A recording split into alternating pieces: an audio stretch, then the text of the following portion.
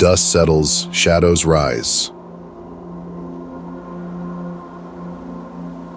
Caleb Rourke's boots crunched on the red dirt of Red Haven as though he were grinding the bones of dreams beneath his soles. The air was thin and bitter, sharp enough to dry out the back of his throat with every breath, even as the thin atmosphere burned faintly in his lungs. Years of working in places where survival hinged on machines, the moon's suffocating mining outposts with their oxygen farms, and now Mars where massive terraformers toiled day and night, releasing engineered microbes to convert carbon dioxide into oxygen and pumping greenhouse gases to warm the surface, slowly shaping the planet's atmosphere into something barely breathable, far from Earth's perfection, but enough to sustain the determined and the desperate, had shaped his lungs to endure. But Mars was a new kind of hostility.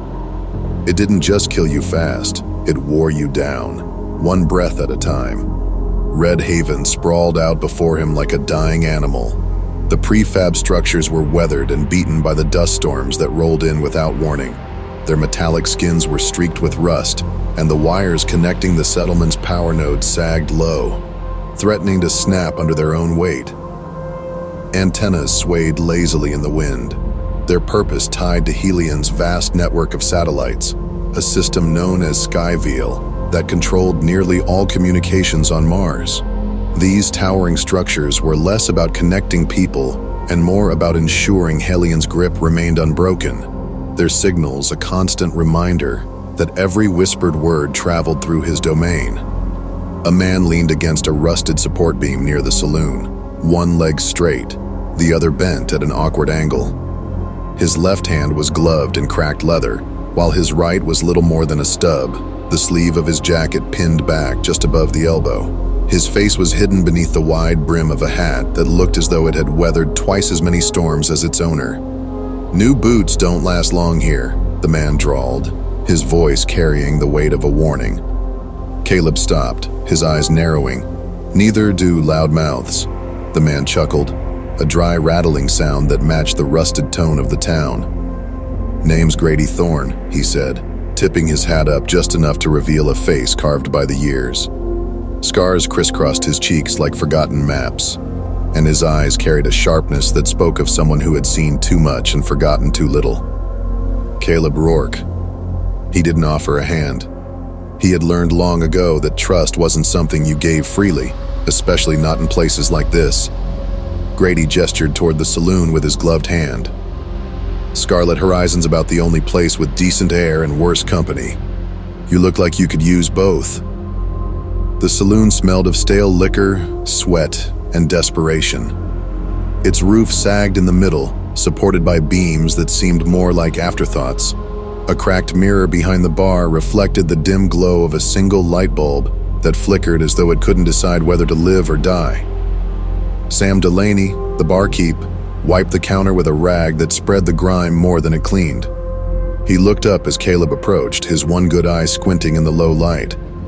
The other was a milky orb that stared into nothingness, the result of an old mining accident on the moon, where shrapnel from a ruptured oxygen tank had left him half blind and tethered to a past he preferred not to speak of. "New face," Sam said, his voice rough like gravel underfoot. "What's your poison?" "Water," Caleb said, tossing a few credits onto the counter. The Helion insignia stamped on the currency glinted faintly. Even here, in the bowels of nowhere, Victor Helion's reach was inescapable. Sam snorted but poured the glass anyway. "You're either smart or stupid. Smart if you're saving your wits for later. Stupid if you think water's gonna keep you alive here." Caleb took the glass without a word. The water was lukewarm and tasted faintly of iron, but it was clean enough. Conversations in the saloon were low murmurs punctuated by the occasional burst of laughter or the clink of glasses. Caleb sat near the edge of the room, his back to the wall. He scanned the crowd, noting the faces: miners, prospectors, drifters, and thieves. Red Haven didn't discriminate. It took anyone desperate enough to think they could carve a life out of the red dirt.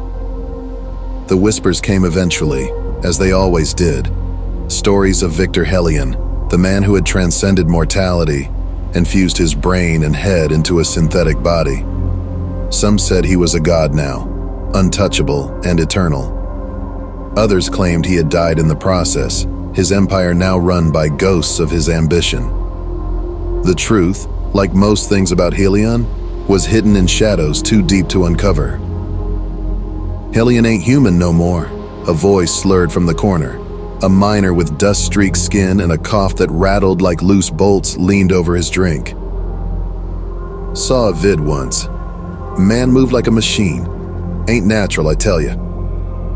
A younger man, barely more than a boy, scoffed. "If he's dead, how come his androids are still running the mines? How come his terraformers are still breathing life into this rock?"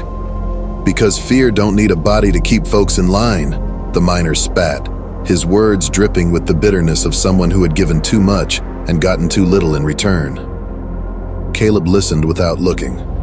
The truth about Victor Helion didn't matter, not yet. What mattered was surviving long enough to find a foothold in this hellhole. Outside, the wind howled, carrying red dust that scraped against the saloon's walls. Mara Quinn stood by the oxygen compressor she had been fixing for hours. Her hands were raw, her fingers blackened with grease. She muttered curses under her breath as she tightened the final bolt. "Damned Helion junk!" she hissed, kicking the machine for good measure. It sputtered but roared to life, spewing a thin mist of processed air. A shadow fell over her and she looked up to see Lucia Navarro, the town's self-appointed enforcer. Lucia's face was sharp, her eyes colder than the Martian nights. She crossed her arms, her mechanical left hand whirring faintly as it adjusted. "Problem, Quinn?" Lucia asked, her tone as dry as the dust. "Only if you count living here as one," Mara shot back. Lucia smirked. "We all got problems. Keep your nose clean, and maybe yours won't get worse." Mara didn't respond. She had learned that silence was often the best weapon against people like Lucia.